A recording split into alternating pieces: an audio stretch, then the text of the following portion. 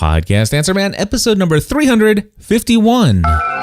Entertaining, educational, and encouraging content that makes a difference.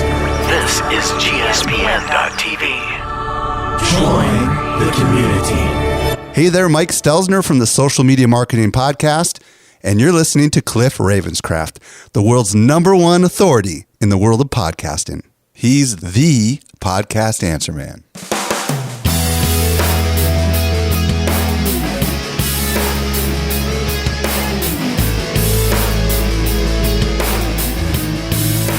Well, hello everyone, and welcome back to another episode of the Podcast Answer Man. My name is Cliff Ravenscraft, and this, my friends, is the podcast devoted to taking your message, your business, and your life to the next level. It doesn't matter if you're brand new to this online content creating world or if you've been doing it for many years, there's something we can all do to take everything we do in life to the next level. That's right, my friends, and I am a little rusty after taking a whole week off. I just returned from San Diego, California, and had the most awesome time at Social Media Marketing World 2014, the second annual conference put on by Social Media Examiner, and Michael Stelzner and his team did a phenomenal job. You know, last year I came home from San Diego, and I remember just talking about how one word really summarized how the event felt, the vibe, the feel of the entire event. And that word was classy. And I will say that this year's event was even better than last year's. I really enjoyed myself at Social Media Marketing World 2013, their first event, but this second event was so much better. And why is that? Off the top of my head, I would have to say that the whole venue, we were at the Grand Hyatt Manchester, I believe is what it was called. Anyway, the Hyatt was a much better conference hotel as far as the conference space itself. I really enjoyed the conference experience, the conference rooms, the layout of how you got into certain places. You didn't have to go outside into a different building. It was a much better experience in that way.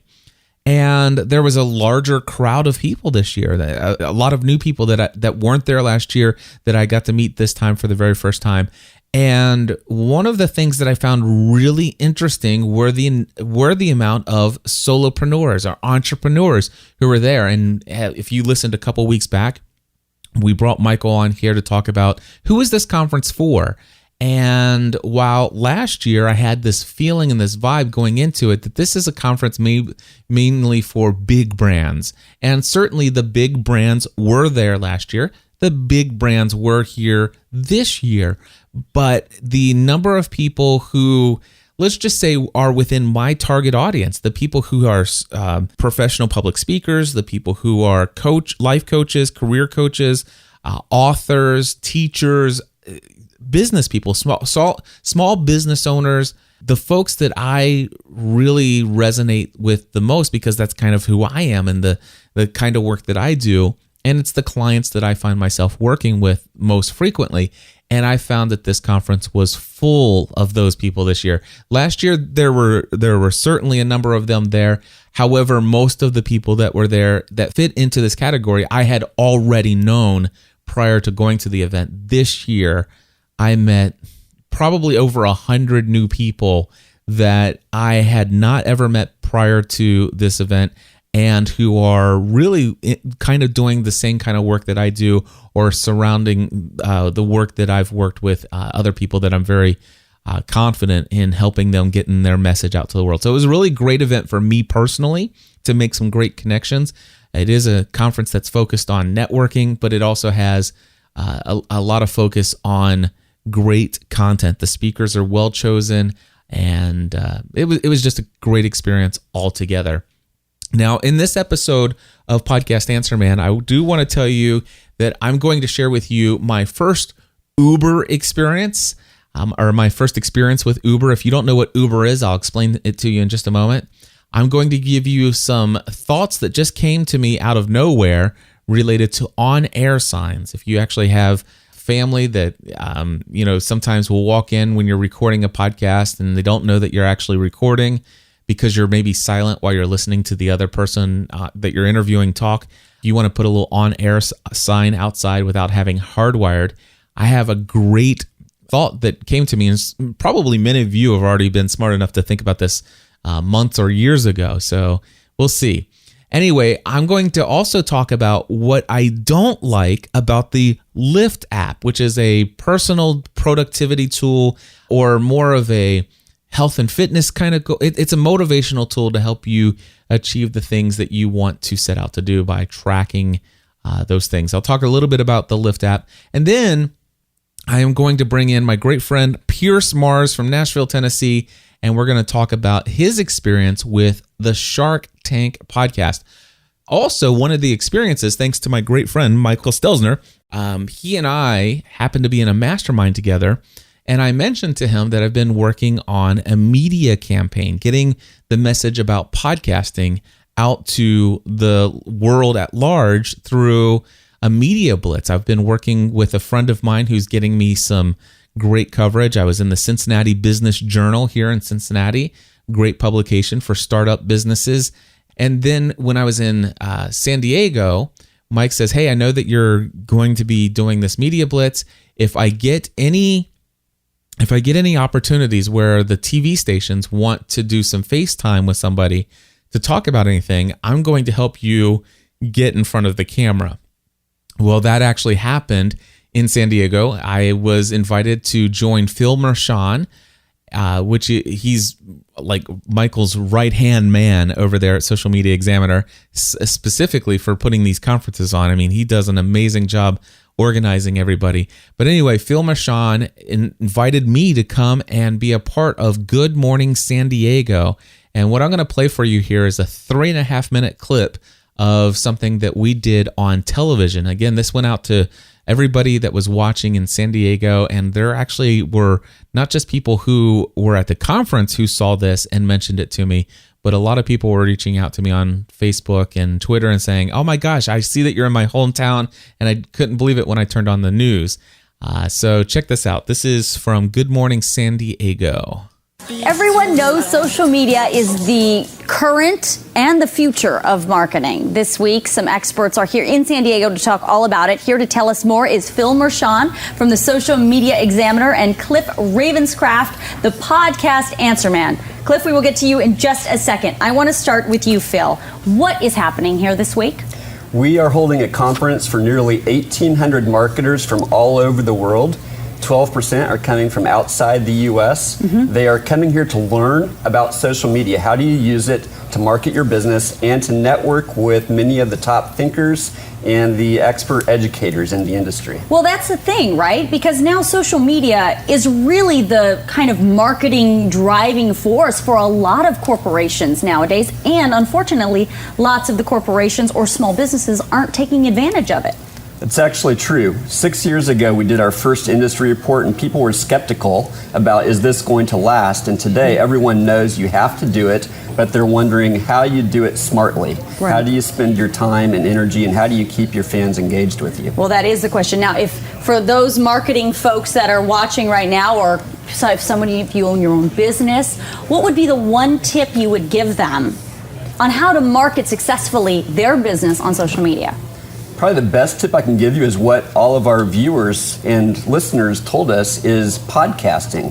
Podcasting is one of the best ways to get dedicated attention in the ears and minds of your audience, because when they stick a podcast in their ear, they're not doing anything else. They might be mowing the lawn, doing the dishes, going to the gym, but they're listening to you for an extended period of time. Well, that is a very good transition to Cliff, who is the podcast master. You had a very successful podcast along with your wife for the television series Lost, right? Absolutely, the weekly Lost podcast. And it was a big deal, and you had a whole nother career that you just walked away from to do this podcast and then branched off into a bunch of other things. Absolutely, yeah. We started out with the Lost Podcast, and by our third episode, we had 17,000 subscribers. Wow. And because of who my wife and I are, a lot of people started asking questions unrelated to Lost, which led us to launching other shows about family, faith, business, health, fitness, all kinds of other stuff. Now, Cliff, this might be a silly question, but I'm sure people at home that are watching this are thinking, can I make money in a podcast?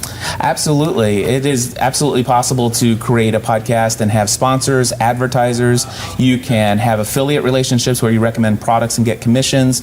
You can sell your own products and services, which is my favorite way. Wow. So you are going to be speaking at this event. Absolutely. So, and you're going to give everybody the tips on how to make money and how to do a successful podcast. I am. In fact, actually, I'm going to be talking about why every solopreneur, entrepreneur, and everybody out there who wants to have a personal brand, why podcasting is the single greatest investment that they can make. So basically what you're saying is I need to get a podcast. Absolutely. Is that what you're saying? All right. So, and people can still buy tickets. We'll put all that information up on our website so you know if you want to go and attend this, maybe you have your own business, this might be the place to be. Thank you guys for coming Absolutely. in. Thank you, Lisa. Thank you so much. All right, there you go. So that was from KUSI. If you want to see the video, you can go to podcastanswerman.com/KUSI. Anyway, had so much fun with Phil and Phil and Michael. Thank you guys so much for making this possible and inviting me to participate in that video interview at the TV station. That was so awesome. Of course, as you can tell, guys, it wasn't just about self-promotion for me, but I really am excited about taking podcasting and its message to the masses. And that's something that I've been really focused on a lot lately. So I'm very, very excited about that opportunity. The next thing I want to tell you guys about was my first Uber experience. If you guys have never heard of Uber, it's something that's been around for a couple years now. It was like a new media startup, I think, that came out of, got really popular back in maybe 2 years ago at South by Southwest, a conference or event in, I think it's Austin, Texas, that I have not yet ever gone to. But Uber is very popular in big cities, and it's an alternative to taking a cab, if you will, or it's an alternative to taking hiring a limo service. And it all revolves around an application on your phone. And what you're supposed to be able to do is pull up your phone, and when you get out of the airport, for example, or if you're downtown in an area like San Diego, and wherever, let's just say you're at your hotel, and you want to go to such and such restaurant, well, you pull out your app and it automatically will know where you are via GPS, and you can say, hey, I want to get a cab here, or a car here, a black car or an SUV, and they will show you on the map how many Uber cars are in your vicinity, and it will have over top of them, it will say how many minutes away each of those cars happen to be.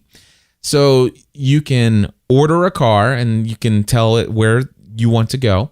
The interesting thing is that you put your credit card information into their system, so you register with them. And I did not know this going in, but one of the things that I did finally read about on I contacted my first car to go from the airport to the hotel in San Diego. And after, looking online as I'm waiting for my bags, I'm like, is there anything here? Am I supposed to tip? Because I remember hearing something about tip and no hassle and something, but I wasn't really paying attention. So I did some searching and I found a FAQ section on the web. It was a mobile version of Uber's website. And the support said something, are you supposed to tip? And it just said, no cash, no tips, no hassle. And I took that to mean, okay, you don't have to tip, that it must be built in. And I think I recall hearing somebody say, you know what, don't worry about it. It is built into their system. And so I still wasn't sure. And as a result of being a speaker with Social Media Marketing World, Michael and the team over there had a special arrangement with Uber for speakers. And we had a special private code that allowed us to get free round trip tickets or fare from the hotel to the airport. And well, anyway, round trip from the hotel and airport.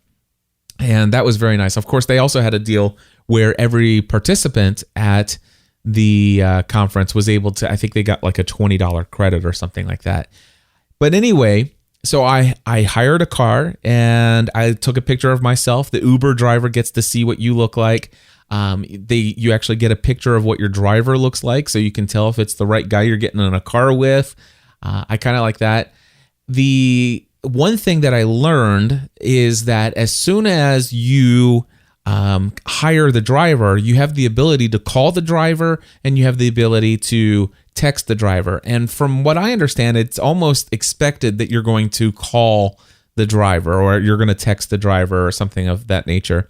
But anyway, it was just a few minutes wait, and my driver came to pick me up and threw my luggage in the back, and I rode with him to the hotel. Now, my very first experience with Uber was not a great experience because I was concerned. I was like, I was looking online, and one thing, maybe you can help me. This is my first time riding with Uber.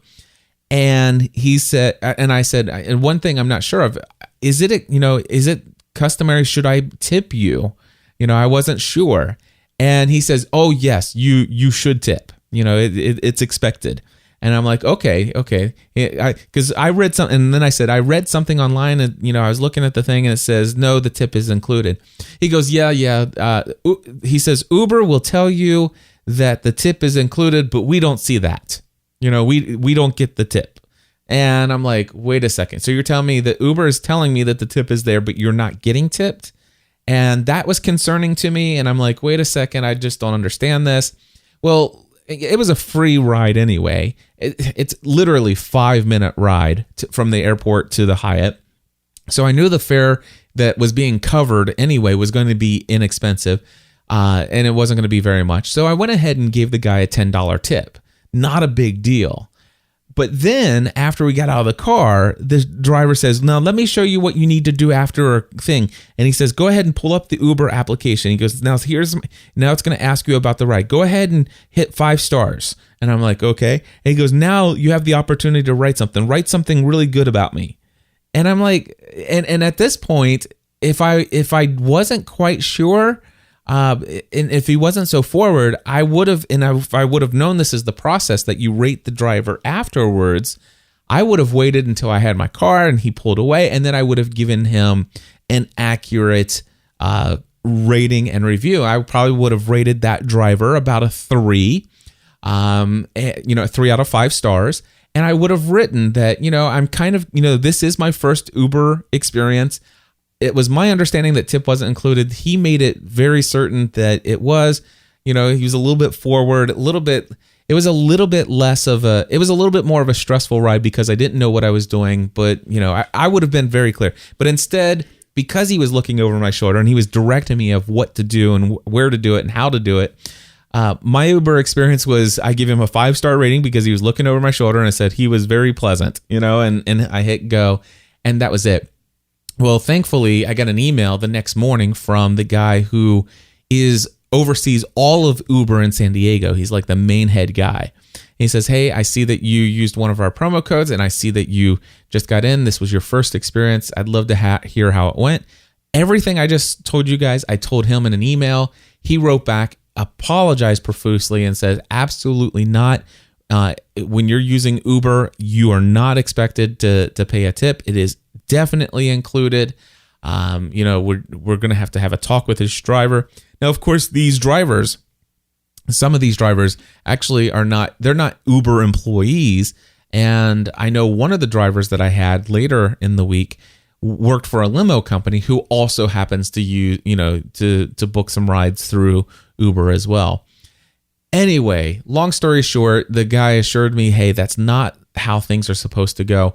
And on my experience on the way to the airport, I wanted to see how it felt. It's really weird for me to get in a car and have somebody ride me somewhere and not to tip them. But they say it's definitely in there. And, and it's like, but it's such a small fare, to go from the hotel to there. Are you sure? Is it enough?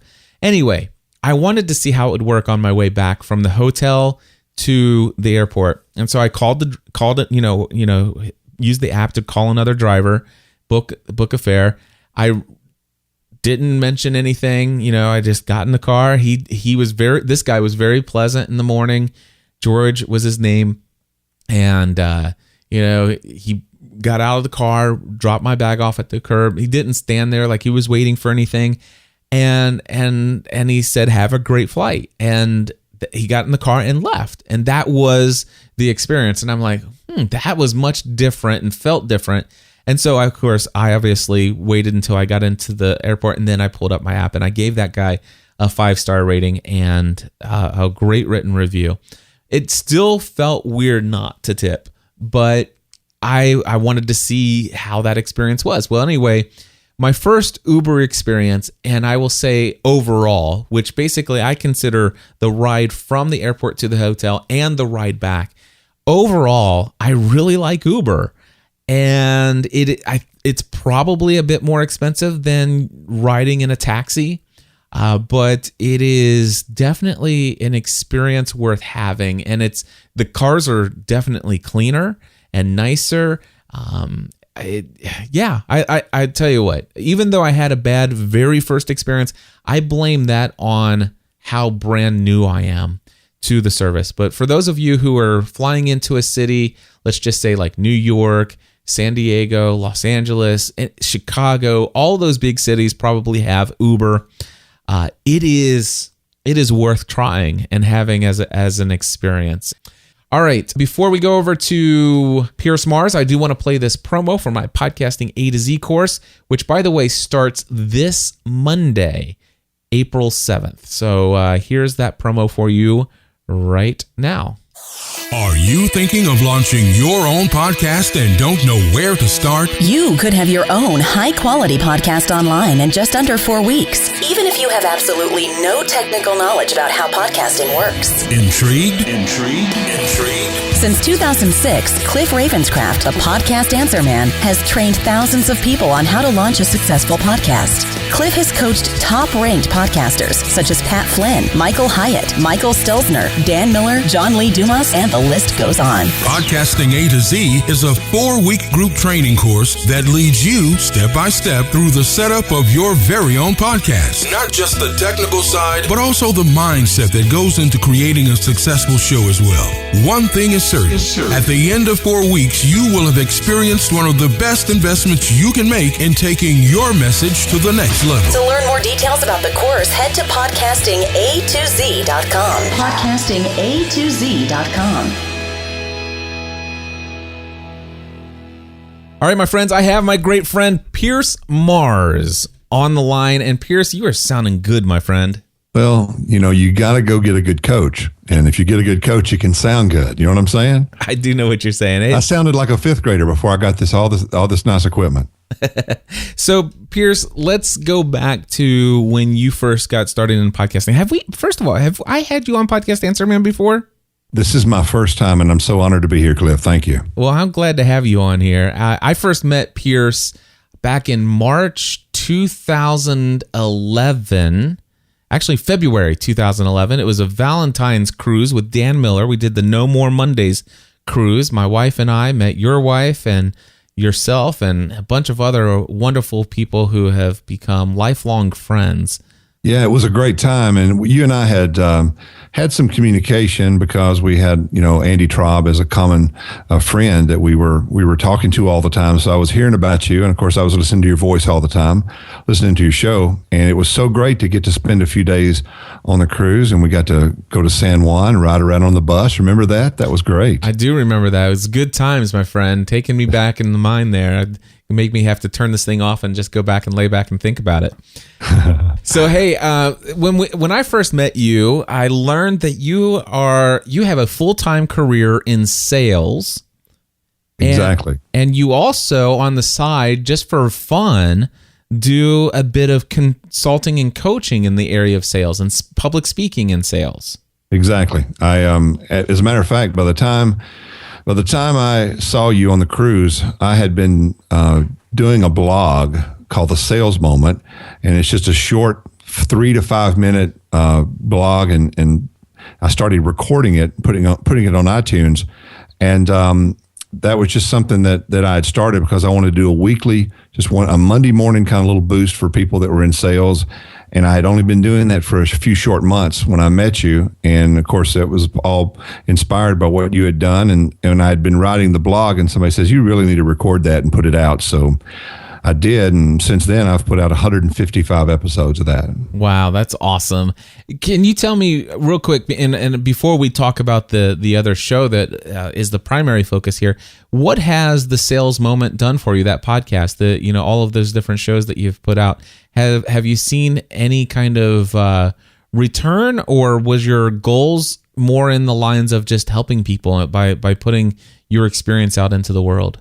Well, one of the things that I'm sure you found out is that if somebody's heard of you and they want to know more about you, and you have a presence online like you do and like I have now, they can go and they can learn a whole lot about you so they can trust you and like you before they ever meet you. And I've heard you talk about that many times. But when you have that kind of content out there, people go and listen, and then when they say, you know what, I really need more of what he's talking about. I need it to, how do I prescribe this for my own situation? And so many times I've coached people for sales. I'm certified in the personality profiles, and I work with people to help them when they're stuck. I've done some career coaching through Dan's program, but I've done sales coaching, and I've been hired to speak to organizations about communication and how to do a better job in selling, which you have a background in. So it's opened all kinds of doors, and it's made me quite a bit of money. And it's been a very, very great experience for me. I wouldn't, I couldn't imagine it before. So you say that the primary benefit that you have found from the podcast itself it's that building rapport and trust with people while you're sleeping. In essence, kind of, you've recorded all this backlog of archived content that people can sample and listen to get a feeling for who you are, what you have to offer, so that you don't have to do those free 30-minute to an hour long consulting calls where people can kind of get a feel over the phone for who you are and what you stand for. And they really get right to it. And so it makes it very easy to make a transition because they feel like they know me. And it's just a matter of me trying to see if I'm the right coach for them and how I can help them get to the next level. So it's made it for a very easy transition to lay that groundwork for coaching and speaking and whatever I want to do.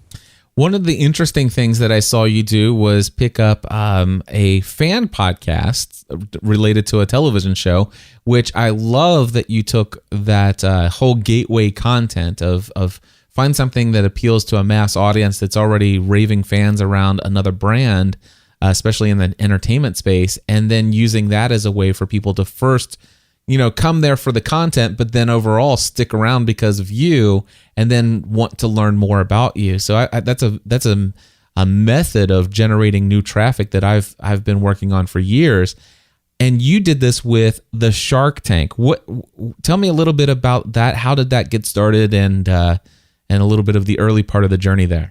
Well, you were inspired that, everybody knows the story of how you began talking about something that you had a lot of enthusiasm about. You were talking about Lost and how it connected you with people that were of like mind. And so ever since I heard that story, I thought to myself, I would really love to do some type of podcast built around a show. And I knew it had to be something that you're pretty passionate about. It had to be something you're excited about, you're looking forward to doing. And so my first reaction was to do one on The Amazing Race. That's one of my favorite shows. And I went directly and bought The Amazing Race podcast. And then I thought, I need a co-host. I need to figure this out. I need to know what to do. And I let that sit for a while. And then the first season of Shark Tank came out. When I saw this show, I knew that this was going to be the one. I was immediately hooked because what I do in my normal life as a 30-year sales career, and now being able to be podcast for the last 5 years, I have talked to people about how you communicate, what is your sales process from the time those people come into the Shark Tank and they make their presentation and they do their negotiations and they go through the whole thing. It is exactly what I talk about every day, and it's one of my most favorite subjects. So I went and got my best friend from high school, and me and him have discussed business ideas, inventions, ways to do business. We've been doing that for 30 years. And so I was already calling him, talking about the Shark Tank. And so I said, hey, you want to just record our conversation and see what happens. And so I went and got started, and let's see, I guess we've done 75 episodes of the Shark Tank Fan Podcast. So it's pretty cool. That's awesome. And you still have the same co-host today? I still do, yeah. Excellent. I've had some guest co-hosts over the years, and as a matter of fact, I think when you first heard the show, you sent me a text and said, "Man, I wish you'd have called me." And I thought, well, that would have been a really good one. I should have done that, but maybe we'll do something in the future. I do remember sending you that text because I was so jealous. I was like, oh man, now there's a show. That's a show that I would love to do because, of course, I have a fascination with business and learning as much as I can about entrepreneurship. But one of the things that I loved about this, and by the way, for those of you who are listening right now, I encourage you, if you're a fan of the TV show Shark Tank, go back and start with episode 1 of this podcast and literally go back and listen to it. And if you need to, find the old episodes of Shark Tank. I'm sure they're available online somewhere. And go back and watch the episodes and then listen to the podcast afterwards. What I love that you did, Pierce, and you actually didn't just pick something like The Amazing Race. How are you going to tie that into your target audience, bringing it into the Mars coaching and all this other stuff? But with the Shark Tank, it was such a perfect fit for you because not only are you passionate about it, not only are there millions of people watching this thing, but man, it gave you an opportunity to show off your sales techniques and skills and training and coaching because and this is what I found amazing about the podcast is that you would actually listen to the pitch and then you would judge it. You would break it down. Here's what they did right. Here's what they did wrong. Here's what they could have done differently. And oftentimes, like, what, I bet you if they would have done this, they would have got the deal. Or they almost had the deal, and this was what the deal breaker was, and it's not what you think it was. And that's what made it fun for me. It's to be able to watch that and take notes and say, okay, this is what made the difference. And maybe it's lack of experience. Maybe it's their first time in that situation. But from the feedback we've received over the years, and this is something that you've been able to succeed at, which I'm really happy that I was able to emulate this. But people talk about how entertaining it is. They say you always make us laugh, but we always learn something. Yeah. And that's a great compliment. I love that. So one of the things that I notice is that you oftentimes have people who were on the Shark Tank, the people who were making these pitches, some of them who had received deals, some of them who didn't receive deals, and you've actually had those folks come onto the show. I imagine it's pretty easy to get some of those people there because, they're riding the wave of as much publicity as possible. But tell me a little bit about your experience in getting folks to come onto your show there. Well, they see it as a promotion of their product because one of the things that I insist on doing is promoting entrepreneurship and making people understand that I am in support of them succeeding. I said, so when you come here, it's not going to be something where I'm going to tear you apart and try to, embarrass you because of maybe what you did wrong or right on the show. This is a time for you to talk about the show, talk about your experience, talk about your company, and pass on some great advice to the people that are listening. And so everybody that comes, I get people call me and say, hey, can I, be on the show or whatever. And we encourage it. We want people to be on there because, again, it's a learning experience because somebody listening, they can only listen to me so much, but what somebody that's already gone through the Shark Tank and have learned these business lessons, or they may be partners with Barbara Corcoran and Mark Cuban, and all of a sudden they get to hear what those people have to say on what it's like to work with a multimillionaire or a multi-billionaire in that case. So it's a very fun experience to talk to the entrepreneurs and hear their side of the story. And they give you a lot of the behind the scenes stuff that, just like one the other day, those doors that open when they walk into the Shark Tank, there's two men standing behind those two doors, opening them with a rope. Nice. And, that's just one of those little things that to me is kind of cool, that you would think those doors are automated or whatever, but they're not. There's two guys standing back there that you can't see. But they give you the inside scoop and what it's like and the experience they went through. And it's become a lottery in a sense that there's 50,000 people applying to be on the show, and they may have 82 business a season on there. So it's become more and more difficult. So the intrigue and the excitement of the show is just getting bigger and bigger. They're owning their market. 7 or 8 million viewers every show. Yeah, I'm one of them. I absolutely love Shark Tank. It's one of my favorite shows on television. Well, recently I saw and actually listened to your interview with Barbara Corcoran. How awesome was that? I got to tell you, I was more nervous when it was scheduled. It was scheduled about a month in advance. And when I finally got the email saying that I was going to interview her, then I walked around for a couple of hours thinking, oh my goodness, okay, what am I going to say? What am I going to do? And then I set myself to be prepared. I started writing some questions and thinking, I really want this to be different. I want this to be something. I don't want to ask her the same thing she always hears. I want it to be kind of unique, but I want it to be fun. And so it was one of the easiest interviews I've ever done, Cliff. And I know you heard it. And if I'm not, I've had a lot of people be very complimentary about it, but I really learned, and this is one of those things that during the time that I booked the interview with Barbara Corcoran, I was listening, I was reading somebody's blog about a conversation that they had with you that they said they were struggling with interviewing, and you told them, well, are you having a problem talking to me right now? They said, no, this is fun. You said, just do that. Just have a conversation. Yeah. And I've been doing this a long time. I'm 50 years old. I've been selling for 30 years. I've been in front of people my whole life, but that one little piece of information made me sit back and say, you know what? I'm just going to have fun. I'm just going to talk to her like we're sitting down having coffee. Whatever happens, happens. I want to have a little bit of an agenda. I want to have some questions prepared that I sent to her in advance. But I felt like it went seamless, and I thought she gave some great information, great answers, and it was just a very fun 20 minutes. I was very excited when it was over. That is awesome. Well, I'll tell you what, I thoroughly enjoyed that, and I encourage people to check out the podcast. It's the Shark Tank Fan Podcast. Is it still over at marscoaching.com? I'm still posting them there, but I just moved everything over to its own site. So you can go to sharktankexperience.com, and that'll take you to a homepage where you can either go to the interviews, you can go to the recaps, or you can go and get information about a book that I am writing with some really great friends. Some of them you'll recognize. It's called How to Win in Your Shark Tank. And so they can go there, they can hear the podcast, they can read about the book, and they can sign up for updates. So when I put out a new episode, I'll be glad to send them a note. Well, so, I encourage everybody to go over to sharktankexperience.com. Certainly subscribe in iTunes. Give Pierce and them a great 5-star rating and review. You're going to love this. When's the book coming out? The book will be out May 15th. Excellent. So I know a lot of people are going to ask this, and they'd be upset if I don't ask this question. So how did you get a hold of Barbara, and how did that work out?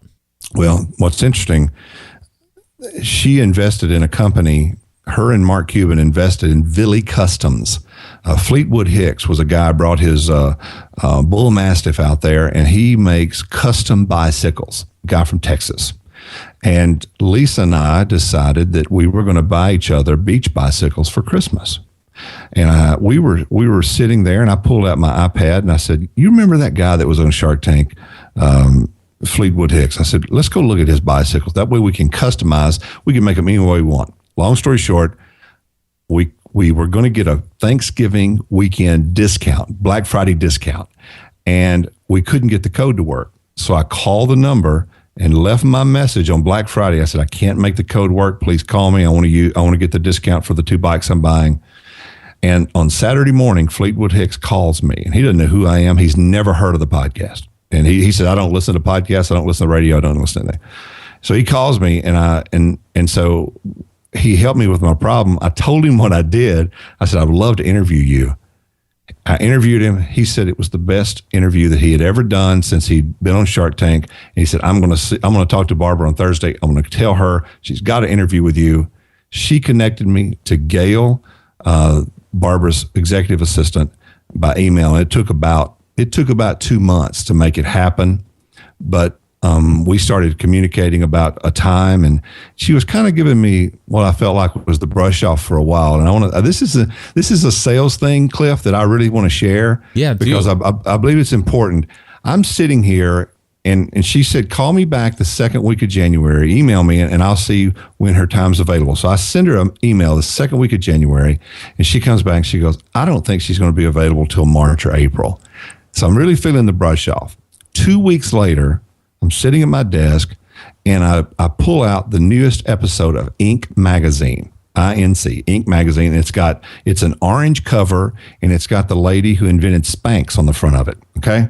Well, I look down, and it's on one of the articles that it's inside the magazine is 5 very wealthy people and how they couldn't live without their executive assistants. One of them's Barbara Corcoran.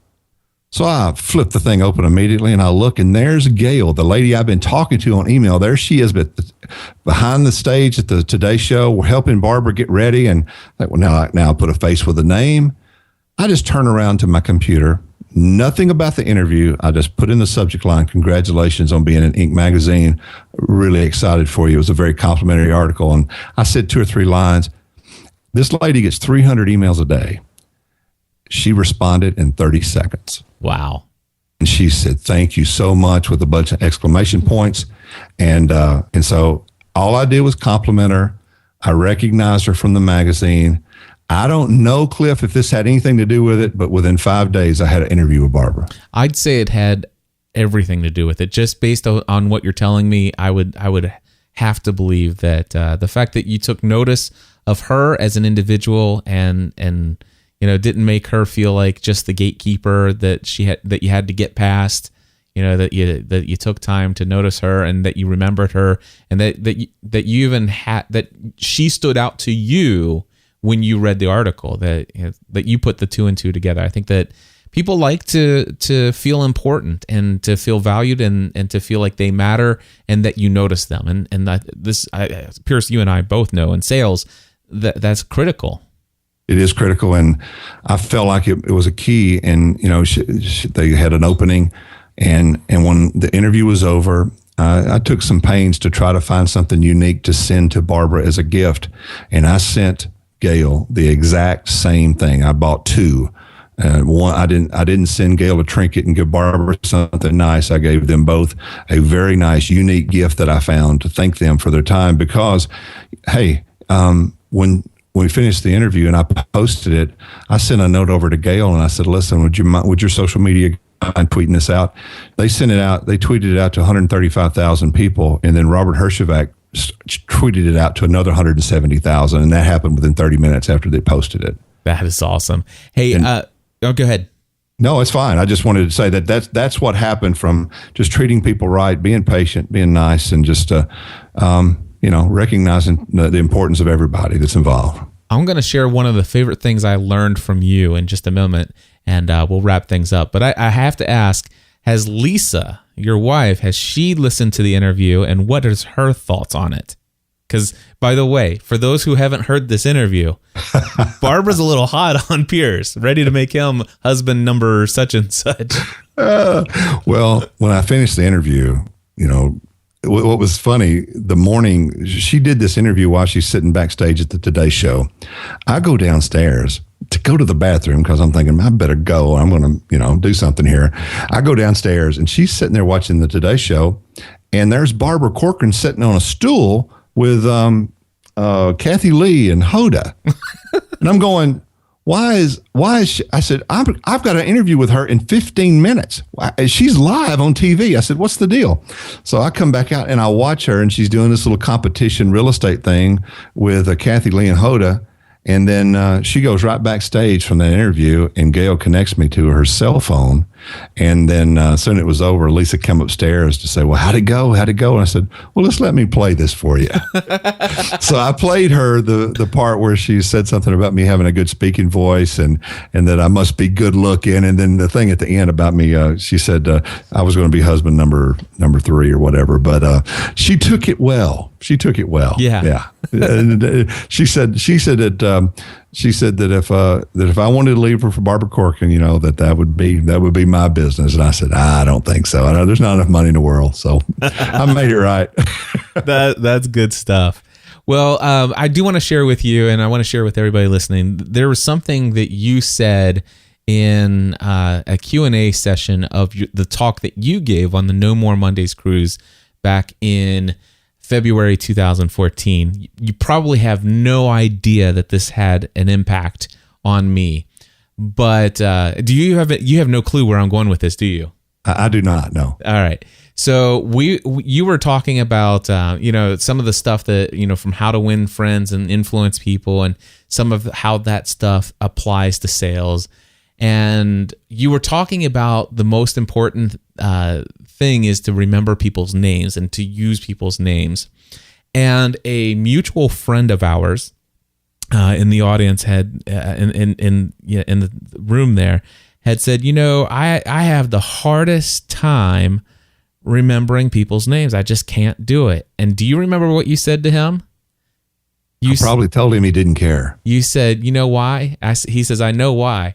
And he said, yeah, I want to know why. He goes, it's because you just don't care. And I'm like, what did Pierce just say to him? and this friend of ours, he says, you know what? You're absolutely right. And that hit me so hard, Pierce. And I can tell you to this day, I will never forget the name Dr. Pei Kang.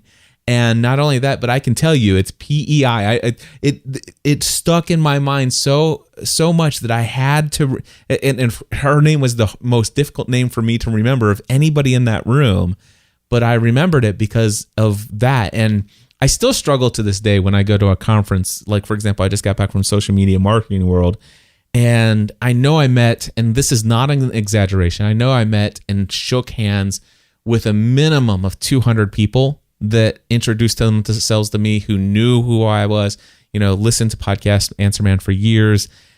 And Pierce, I remember 30 of those people's names, and I could match their names to their faces and stuff like that. But I was still, the remainder of the conference, I was going around and I was saying hi to people, and I recognized their faces. In a million years, I couldn't remember their name. So I'd love to ask you, because this has been haunting me. It's not that I don't care, because those people I do care, but how do you do it in a situation where there are hundreds? One of the reasons that I knew the answer so quickly is because it's not one of those things that's easy for me. I wish I was a master at it. I went to a conference one time where there were probably 150 people in the audience. This guy met people for an hour before this thing happened, and when he got on stage, he called out 35 or 40 people's names from the stage that he'd only met once. Yeah, and it's a very deliberate thing, and there are techniques that you can learn. And I got to tell you, Cliff, I have been in your situation where you've met that many people and you just don't remember. I think that you've got to repeat the name. If it's somebody that's, the point about it being important is that the people that we really want to remember, we will find a way. If we have to write it on our arm, we will not forget if it's important to us. So it's very difficult in that situation when you've met 200 people and I think it's hard for people not to take it personal, but the best thing you can do is apologize and be very genuine about it if you do forget, and then just say that. And that usually, if people, if you try to pretend, it's the worst thing you do. Don't try to fake it. Yeah. If you forget, say, I forgot. I've met 200 people here, and my mind is gone. I can't remember. I think people are more forgiving of that than they are of you trying to just skirt around it and that sort of thing. So and usually I don't mind. I don't think people mind you asking this if you see them for the second time. Yeah. And you say, can you please remind me of your name again? And if you just be real straightforward, look them in the eye, I think they know your sincerity and they understand. Yeah. In most cases, they probably have the same problem. But it goes back to what Dale Carnegie said, their name is the most important thing. That it's the most important sound to their ears is to hear their own name. And if you can do it, if you can learn to remember their names, it will be so valuable to your communication. Yeah. And I tell you, I remember reading that when I read How to Win Friends and Influence People. The way that you communicated that day really rang true for me. I am much better at it today than I ever have been in the past. And I can tell you, you get better service when you're at a restaurant. You get better results everywhere when you do make the effort and when you do have it happen. And every now and then you got to watch it because you can embarrass yourself deeply. Yeah. Yeah, and I do the same thing, and that's why it's a great way to practice. Is when they walk up to the table, if they don't have their name on, you say, "What's your name?" "Oh, well, my name's Sandy." Well, every time she comes to the table, I say, "Thanks, Sandy." Yep. I say it every time. I had servers this week. I could tell you the name of every server I had this week because I did that every time. So I think the real key is they come up with these real creative ways to visualize and do all these things. Just repeat their name back to them several times, and if you can connect it with anything that is memorable, it's a good thing. But you just got to say it and practice. So get this: I was in San Diego, and we went to the Cheesecake Factory, and it was myself and 5 other people. And our waitress's name, get this, her name was Kalika. All right. So how do you remember Kalika? And so I asked her, I said, do you mind, because she did not introduce herself by name, which I thought was interesting. And before she left, after she took our drink order, I said, do you mind, can I get your name? And she says, oh yeah, my name is Kalika. And I'm like, oh great, that'll be easy to remember. And she thought I was joking. And I said, she goes, oh yeah, everybody. She goes, you can call me. And she goes, Maliki Hiki Hi. And she gave all the jokes that people usually give her. And I said, no, it's easy. Yours is going to be easy because I'll just remember ColecoVision. It was one of the first video games I was ever introduced to as a child. So Kalika, I got it. So that's perfect. That's a perfect way to do it. Yeah, absolutely. Yeah. And so to this day, and by the way, I remember her face. I remember her personality. And what I could tell you is if I could even say anytime within the next 3 to 5 years, if I ever ran into her in a public space, anywhere, under any circumstance, I would immediately be able to call her by her name, Kalika. Isn't that crazy? It is. Is your wife good at it? My wife is really great at it. My wife was great at it before I was, and she blows my mind how well she is at remembering people's names. Well, Lisa is that way too, and so just like Stephanie, I think that I think sometimes you have to be a team, especially if she's with you. Say, hey, I really need you to back me up, help me with this, and if you know your weaknesses, then you can get your teammate there to run with you, and then you can say, do you remember those people right over there? And then she'll say, she usually knows, she'll remember, and then you're good. So. Well, Pierce, it is always great to talk to you, my friend. Next time I'm down in Nashville, we have to go out to dinner. I am coming down for a mastermind group with Ray Edwards and Dan and some friends, and I may come down a day or so early, and maybe I'll hook up with you then. I would look forward to it. It's been an honor to be on your show. Thank you so much. Absolutely, and I'd love to have you on and again in the future, not necessarily related to your podcasting endeavors, but to maybe have you come on and share with my target audience, which my target audience are small business owners, entrepreneurs, solopreneurs. I would love to have you come on and share 5 sales tips for online marketers or something like that. Something beefy that we can give to the community. Of course, I know they've enjoyed this conversation today because I see it in the chat room. Well, I'm going to put you on the spot. I haven't asked you this, but I was going to send you an email. I am when the Shark Tank book comes out next month, I'm going to finish another book I'm writing. It's called Sharing Enthusiasm.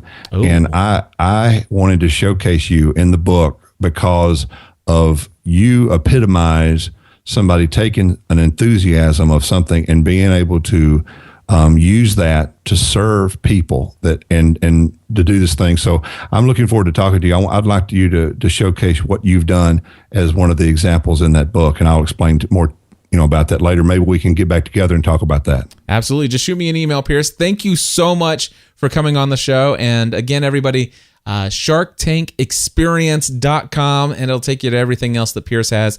Pierce, thank you again, my friend. Well, thank you, Cliff.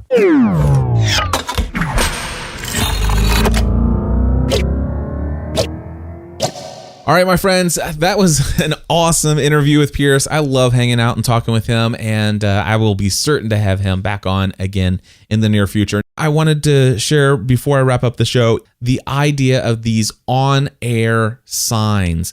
Now, I'm getting ready to build a new studio in my new home, and I've been thinking, do I hardwire an on-air sign right outside, or do I put it on a table, where it's plugged into the wall? And how am I going to control this? Do I plug it into the electric outlet when I'm, do I go out and plug it in, or do I have to go out and flip the switch on? How am I going to control that? And as I was walking through Best Buy one day, I saw these wireless AC adapters where you can turn lamps on and off through a Wi-Fi connection on your phone. So let's just say you're out of town and you don't want the house to look like it's dark and empty. If you want to, you can turn the lights on and off from your iPhone or your iPad, or even online, and back at your house, your lights are on or off, and you could have all these different lamps hooked up to the system. Actually, I'm going to have a system with ADT that actually comes with one of these built available, and I could tie it into my ADT system. But the ones that, and I have to say thank you to Ellery Wells, who is in my chat room, who reminded me that the ones over at Best Buy that I've seen are made by Belkin, and they're called WeMo. It's the WeMo light switch, or the WeMo Insight switch, or it's the WeMo control your electronics from anywhere in the home automation app for smartphones and tablets. Anyway, if you head over to gspn.tv/on-air signs, you'll see that Amazon actually has a few different options of signs that you could put up somewhere in your outside of your studio or within your home. And if you go to gspn.tv/WeMo, WEMO, you will see a link to where you can find these Belkin wireless plugs. And what I'm thinking of doing is I'm thinking of having one of these WeMo plugs and an on-air sign sitting on a table outside of my studio. So that if you come down the stairs, before you even consider walking into the office or knocking on the door, you already know that I am recording. Even if I'm not saying anything, I might be listening to somebody like Pierce talking, for example. That way you know that I'm on air. And even actually sitting one up in the kitchen or somewhere, that's wouldn't be too out of place or whatever, but just something that indicates that, hey, Dad's recording downstairs. We kind of need to be quiet. So I think I'll put another WeMo outlet up there and another on-air sign or some kind of device that says, hey, something's being recorded downstairs, whether it's a video or a podcast or whatever the case may be. And I don't want to actually go out and physically turn those on. And I decided against hardwiring these with a light switch in the house. So I just think that this is a perfect solution. Maybe you guys have already thought about something like this. But so I will be purchasing 2 on-air signs. And again, you can see what Amazon has available at gspn.tv/on-air sign. And I will purchase probably 2 of these WeMo switches, or I may actually just use what's included with my ADT Pulse security system. But the cool thing is I'll be able to, from my studio, turn those lights on. And of course, then after I'm finished, turning them off. And that, my friends, is going to wrap it up for another episode of Podcast Answer Man. Thank you guys so much for putting up with my week off last week. I missed you, although I will tell you I had an amazing time in San Diego. Thank you for just knowing that I needed a week off and that I'm a little rusty getting back. Of course, you don't notice that I'm a little rusty getting back because, well, the reality is I'm re-recording this outro. The original was a little bit rushed, and also I think this episode's going to end up being just maybe a minute or two over the 1 hour mark, and it was originally 16 minutes over. So for those of you who don't tune in live on Thursdays as I'm recording it, podcastanswerman.com/live at 2 p.m. Eastern Time. Not a big deal, but there's about 16 more minutes worth of this show that thankfully, for your benefit, was deleted. It did not make it past the cutting room floor. But yeah, good stuff. Hey, real quick, one last thing I will bring up here as I have a little bit of time. I found something that I do not like about this Lyft app, and I don't know why I keep forgetting that I don't like this Lyft app. The Lyft app is this app that is supposed to help you develop new habits, and each day you mark off these things that you keep wanting to do. For example, walk 10,000 steps today, wake up at 5 a.m., plan my day with thinking about always what are the most important one or two things to accomplish today. Text my kids, text my wife, the different things that I want to just make a part of my daily routine. And the problem I have with the Lyft app, and I keep forgetting about it, and there just doesn't seem to be any way for me to get around it, is that I'm an inbox zero kind of guy. I like to have things marked off. And here's the deal. There are some times when waking up at 5 o'clock in the morning just is not going to happen. And I'm okay with that. But I hate that even though I click on wake up at 5 a.m. and click the little dots and I hit skip, the fact that I say skip actually doesn't do anything. It doesn't take it out of the list for the day. It doesn't mark it, move it to the bottom as a different color like orange or even red. Hey, you didn't do this one today. I would so love that, but it leaves it up with the rest of the unfinished tasks.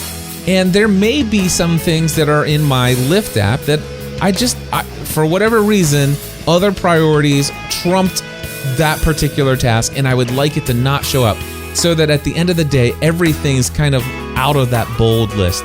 Am I missing something? If you think I am, and there's some better way to be using this Lyft app to where I can have everything marked off that I'm going to do today, head over to podcastanswerman.com/351 and let me know.